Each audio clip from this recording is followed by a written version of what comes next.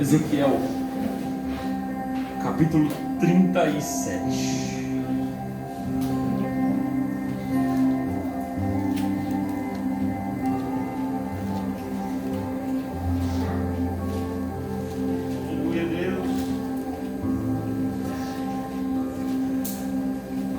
Versículo 10.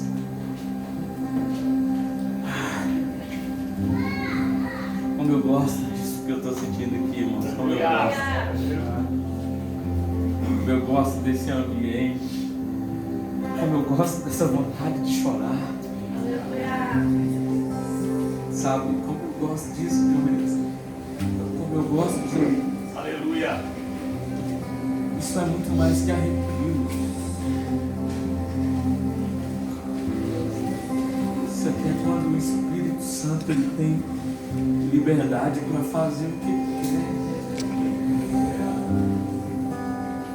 E o que ele quer, irmãos, é que a gente esteja nele.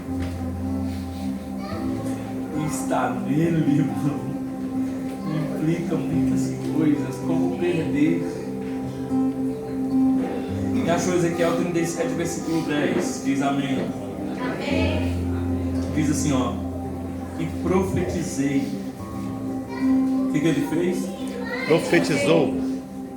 E profetizei como ele me deu ordem.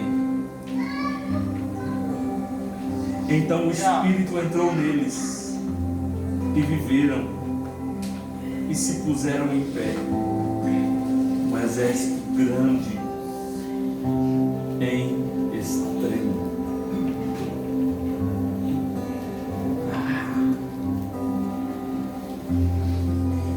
Olhe para mim, por favor.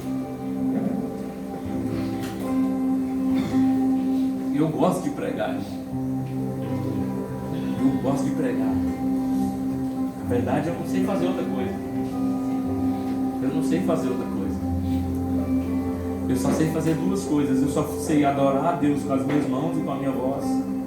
E eu só sei pregar. Só isso. Eu nasci para essas duas coisas.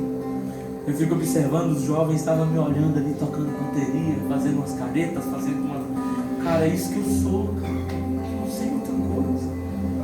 Um dia um cara chegou em mim e perguntou: cara, por que você faz tanta careta quando você está tocando?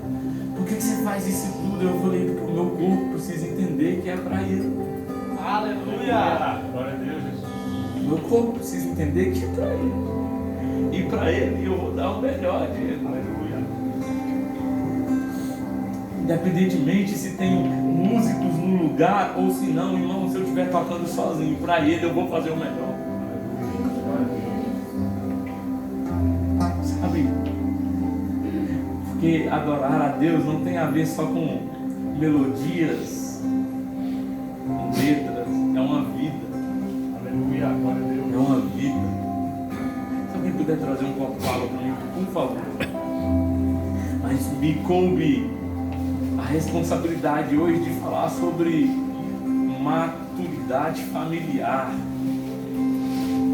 E eu quero falar com muita sensibilidade do Espírito Santo.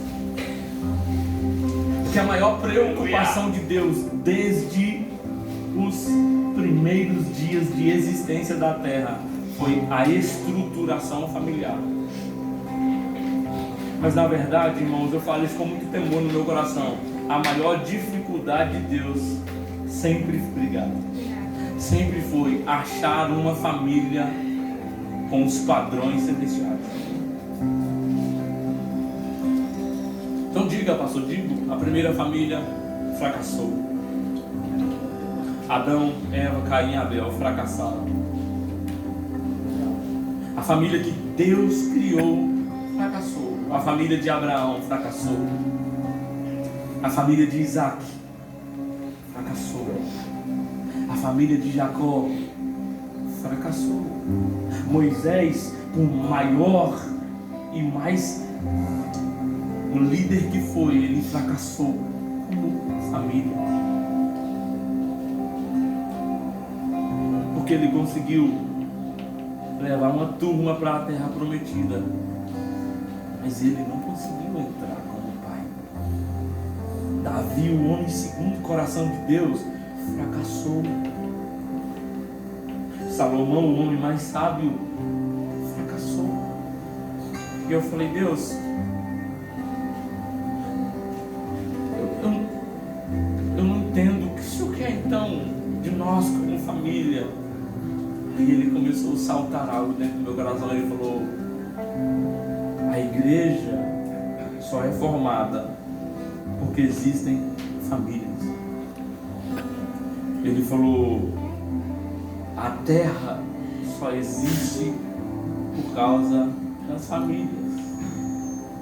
O problema é que nós pensamos que o fato de estarmos dentro da mesma casa, comermos a mesma comida, dividirmos o mesmo alimento e às vezes até o mesmo sonho, nós pensamos que já estamos nos padrões celestiais, mas às vezes nós estamos estruturas caídas. Repita comigo, estruturas caídas. Eu quero falar sobre isso. A estruturação de uma família em Deus. Sabe, eu sou um estudioso, eu amo ler. Esses dias eu estava lendo uma história, na verdade é uma mitologia, a Odisseia. Quem aqui já ouviu falar da Odisseia? Alguns. A Odisseia é a história de uma guerra entre Esparta e Troia, gregos e troianos, e teve o cavalo de Troia e aconteceu que Ulisses, que era rei de Ítaca, ele foi convocado por Menelau para guerrear a guerra dele. E depois que, no meio da guerra, Ulisses mata um cíclope de Polifemo, filho de Poseidon, deus dos mares. Poseidon fica com raiva de Ulisses e dá um castigo para ele. Naquela época as viagens eram só embarcações e Poseidon era deus dos mares. Isso é só uma mitologia, viu? Não existe, é só uma história. E Ulisses tinha vencido a guerra, mas os gregos venceram a guerra, mas na volta, porque Ulisses tinha matado o filho de Poseidon, agora Poseidon dá um castigo para Ulisses, falar, ó, você não vai voltar para casa agora. Mas Ulisses amava a Penélope, amava a sua casa, ele amava Ítaca, ele era apaixonado pelo seu reino, mas agora ele fica preso na ilha de uma deusa chamada Calipso. Calipso era a mulher mais linda que já existiu em todos os tempos, só perde para minha amada esposa. E Calipso se apaixona por Ulisses, a ponto de dizer para ele, eu te dou a oportunidade de ser como um de nós, Deus, você vai viver para sempre, se você deixar a sua esposa, sua casa e morar aqui comigo. E o princípio da filosofia é a frase de Ulisses quando ele diz, não adianta ser um Deus se eu não estou no lugar que eu amo. Aleluia. A minha pergunta foi, o que eu penso quando tenho que voltar para casa? Pergunte aí, o que você pensa quando você tem que voltar para casa depois de um exausto dia de trabalho?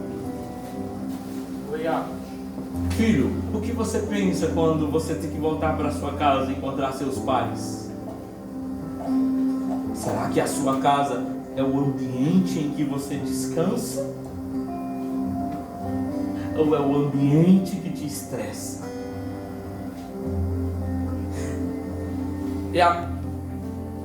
Maturidade é o estado ou condição de ter atingido uma forma adulta e amadurecida. Maduro. Algo maduro está no ponto para ser consumido ou usado. Então eu posso traduzir que amadurecimento é dar fruto no tempo certo. Então, ser maduro é ter frutos para oferecer para alguém.